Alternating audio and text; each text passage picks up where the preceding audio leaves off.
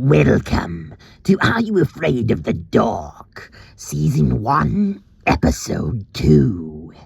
I'm your horrid host, Mr. Dork, and today I'm right back at ya with a fresh new sleeper hit that'll jimmy your johns and john up your jimmies. Yes, you've felt the ominous vibrations and seen the nefarious smears of paint I've left on your walls. But at long last, the time has come for my second story, Sleepwalkers.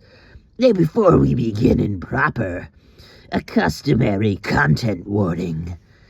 This story includes a veritable smorgasbord of elements some listeners might find disturbing, including the implication of a monogamous relationship between the main character's parents, a 12-year-old boy entering a room in his own house without anyone else's permission, and, more than likely most malevolent of all, an assortment of adults being depicted breaking the Homeowner Association's curfew.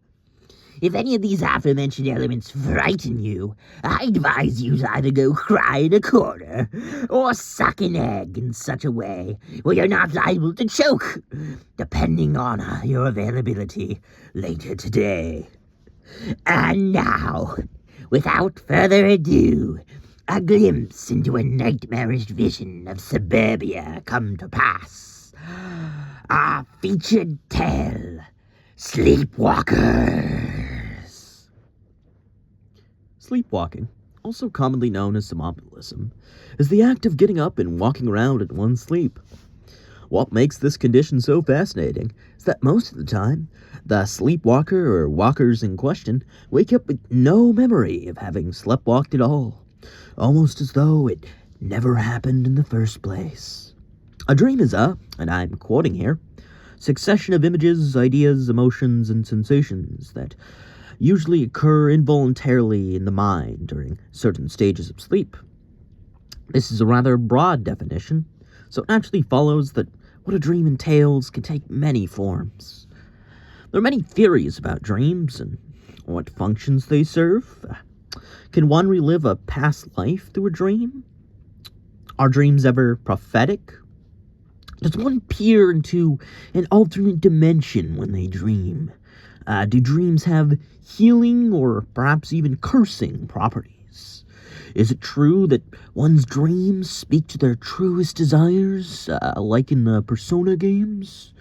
And isn't "It Was All a Dream" sequence ever a satisfying way to end a short story? Many of the questions in this paragraph, just like many of those raised in this broader work, don't have definitive answers. But that last one there is a resounding "not really." Just feels kinda cheap most of the time and undermines the impact of everything that came before it. If you leave it open to interpretation, whether your story was a dream or not, then that has more potential. But a story in which it is definitively revealed that the majority of the events which took place in it never actually happened can very easily run the risk of being lame. A dream can take many forms. This we were just over. But what if I told you that sometimes a dream takes the form of a poised and gently articulated narrator who likes to skip around, going over real events that have occurred in its originator's life in a third-person story format? Would that be so difficult to accept? Is that so outside the realm of possibility? Buckle up, because you're in his world now. There once lived a boy on the cusp of something or another named Ben. Ben was a good lad. How could one tell? Well, for a start, he was middle class, which was about as good an initial indication as any. So it generally followed he had consistent school attendance, was able to afford what was required of him, and generally assumed by teachers to be more responsible and promising than many of his other peers. What else? Let's see here. Ben did his homework. He didn't watch or consume too much TV or phone content. Went to bed when he should. didn't start fights, apologized when he did something wrong, which was seldom ever, and even willingly submitted himself to his chores without squabbling over them, much to his friends' bewilderment. What more can be said? Ben was a good kid from a solid background who was appreciative of the life opportunities he was offered and tried to make the most of them. All wholesome and pleasant stuff so far. But that was just it. The very root of Ben's non-problem of a problem. It was all wholesome and pleasant stuff so far. His whole life, almost entirely without exception. Life was good, and Ben was good, and these two facts reinforced one another so well that it was difficult to separate them. Was Ben happy? Well, yes, without question. Did he love his parents? Yep, no issues there. Was he the least bit resentful of all his responsibilities? Not at all.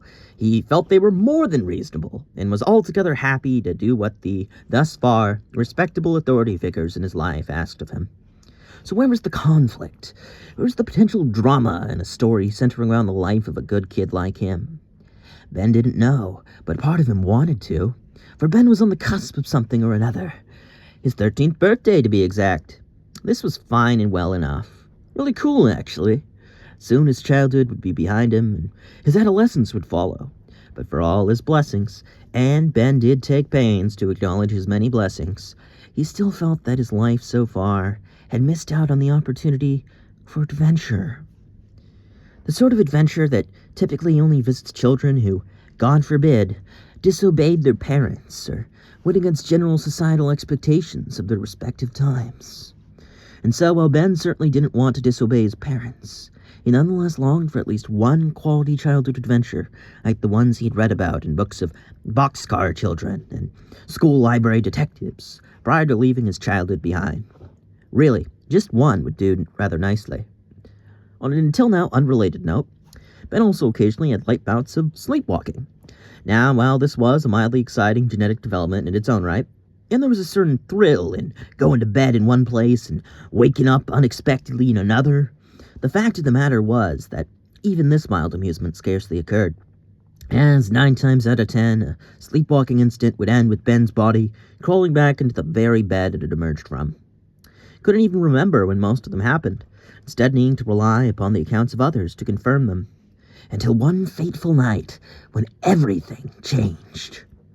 It was a Friday, and the evening routine started the same as every other, with Ben, the 12-year-old boy, brushing his teeth, slipping into his PJs, kissing his parents goodnight, as per the daily 8:30 p.m. tradition. It continued fairly typically as well, with Ben yawning, adjusting the covers, and comfortably lowering himself into bed for the good night's sleep to come. Finally, it ended the same as every other, with Ben getting up without incident at 7:30 a.m., ready to take on the day to come. For the fateful night in question wasn't described in this paragraph at all, but in the following one. The real fateful night occurred on a Saturday, about a month out from Ben's 13th birthday. Much like the night before, things started and continued routinely enough, until Ben went to bed, only to wake up to the sight of something unexpected. His parents' bedroom, with neither of them anywhere in sight. Checking the alarm clock atop their bedside table and the light level outside just to confirm it, Ben's mind raced to find some kind of explanation. It was 2:04 a.m. at night. This had to be at least a little odd, right? Was he dreaming? And then, a dark shadow. No, a series of them, elongated in the light of the street lamps as their associated figures passed by, projecting into the first-story window of the master bedroom, the very room which Ben was in now. He would have been lying if he said he wasn't unnerved in that moment. In fact, Ben was so unnerved that he ducked for cover, thinking perhaps that he was in the middle of a hit on his house or some other such nonsense. But within seconds, he managed to gather enough courage to peer out into the cold moonlit world beyond his parents' bedroom window, in the hopes of catching a glimpse at the root of the shifting shadows just beyond it. To his great surprise, it was his parents, in their early 30-something glory, and clothed in nothing but their own nightclothes and breeches. But not just them. but all his neighbors, too. Why, there was Miss Lindsay, and his school pal, Timmy. Mr. Roderick was there, and his teacher, Mr. Mahoney. There they all were, moving rhythmically in the night, stripped down to their breeches and nightclothes, same as his parents.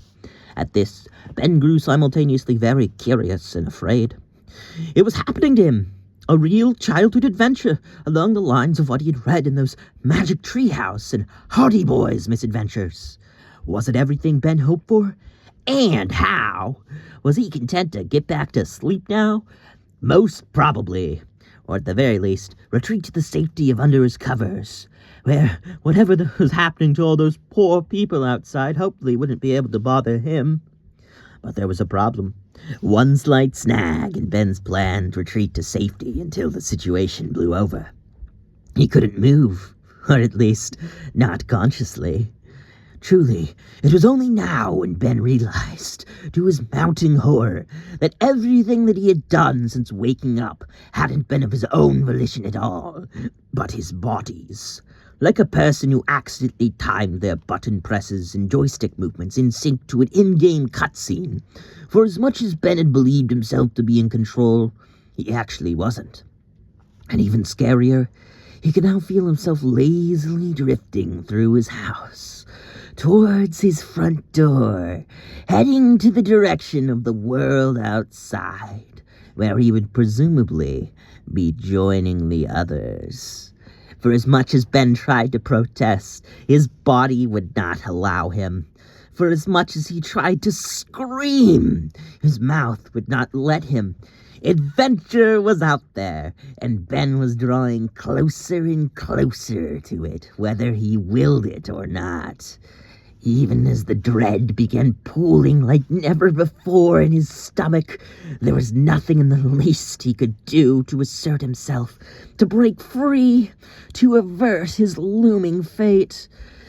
Whether through an obscure form of sleep paralysis or something other, he was a prisoner in his own body, just along for the ride. Stepping out into the chilly fall air, Ben gleaned a much greater sense of the scope of what he was dealing with on that fated night. The streets were filled with familiar faces, all clumped together in a vaguely lined formation, parading down the streets with the grace of the walking dead. If any of them besides himself were in a similar state to him, conscious but unable to avert whatever this was, Ben couldn't tell. For their eyes were glazed over, and their movements were symbolic and cumbersome, indicating little current presence of mind. By his count, there were 42 people, all loosely organized in front of him and heading in lockstep through a neighborhood back road to some dark and largely unknown to him destination. Ben swore that someone was bound to see and interrupt their bizarre mass sleepwalking ritual before it could reach its climax. Adults always came through for kids in all the stories he was familiar with whenever they were in a pinch. Unaffected neighbors, random folks passing by on nearby roads, the government, the police. These were but a few of the potential parties which could realistically deliver Ben and his family from their sleepy delirium. But the longer he bombed along, and the further down the increasingly covered side roads he got, the more he began to doubt this initial assumption. Ben lived in a nice, quiet, walled suburb. People paid good money to live in such a place. They liked the seclusion and privilege of being able to live and engage the outside world more exclusively on their own terms. Now, normally this might have advanced Ben and his family's comfort, but on this particular occasion, it very much disturbed him. What if they'd all caught some thus far unidentified disease residing in the tap water and were now all doomed to groggily wander like this until they died? What if whatever this was exhausted him and he slept through most of his Sunday? There was a new video game which had just come out, and Ben was really looking forward to playing it after he finished his homework. It'd be so unfair something like this caused him to miss out on that this very weekend. Needless to say, the adventure wasn't going how he expected it to in the least. Adventures were certainly fun to read about when nothing in them could affect you, but when you were actually there and your life could actually be in danger based on the events unfolding all around you, well, it made them a lot more terrifying. Until at last, and much to his tenuous relief, the group stopped, mobilizing around a large and already well-primed bonfire in the middle of a less popular local dog park. Ben thought he maybe recognized it, and had perhaps been there once or twice, from his handful of occasions going outside to walk around his own neighborhood he'd lived his entire life. But the time of day, coupled with his inability to turn his head on his terms, disoriented him, so he wasn't really sure. This is it, Ben thought. The climax of a great and terrible demonic ritual. The city demanded some kind of sacrifice, and for whatever reason, it had chosen all of them. A well-kept group of 50-ish middle-class people. And then it started. As the fire blazed, everyone danced. They danced without the faintest hint of awareness in their eyes, but the fact it was dancing was unmistakable. Things started weirdly enough with one he actually recognized. A group hokey-pokey session. This was followed up by some light bouts of what he would only years later come to realize were the time warp and the Dougie, leading directly into a little gem known as the Wobble Line Dance. Naturally, this elaborate and seemingly choreographed affair ended on a high note, a kind of creative mashup between jazz hands, flossing, and skipping. Truly a sight to behold. Truly a sight to participate in.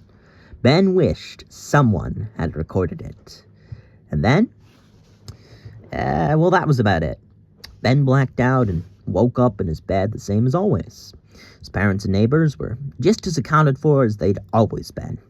No one was the least bit tired or showed the least memory of their city's great sleepwalking adventure in the slightest, save for Ben, though unfortunately never while he was awake.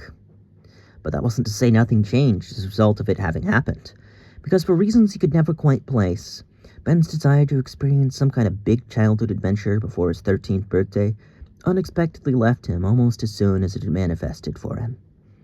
While his mind was still in large part a mystery to himself, and he couldn't begin to articulate what had prompted his change of heart, life was good, and Ben was good, and he was now even more accepting of this than ever. And so it continued to be for many a year to come. And for those who say the whole thing never happened, or was no doubt an impossibility, you do well to bear in mind that sleepwalking, much like dreaming, could take many forms. Why, there have been instances in which people have driven vehicles, injured loved ones, and even jumped out of buildings, all in their sleep. So who's to say a particularly notable incident involving a spontaneous flash mob couldn't occur in such a world as this? I suppose all this and so much more you'll never know. The end. Serves him right for falling asleep on the job. What job could I possibly be prattling on about? Or the job of being a kid, of course. And as for the others, what was their crime? Well, how in the turquoise hell should I know? I write and spend my days stewing in equal parts darkness and darkness. I'm not here to babysit you. Not here to be your little mold-smelling dancing monkey. Blah, blah, blah, blah, blah. You want a moral? Go skip rocks. But as for me, the Dork Lord, I grow most exasperated with this line of hypothetical inquiry, and fear my Dork powers shall once again render me unable to transmit anymore until around this time next week. This is your horrid host, he who chatters in the dark, signing off. I'll see you in your nightmares, and wish upon each and every one of you, in the meantime, a whiff of at least one of life's most supremely pleasing odors.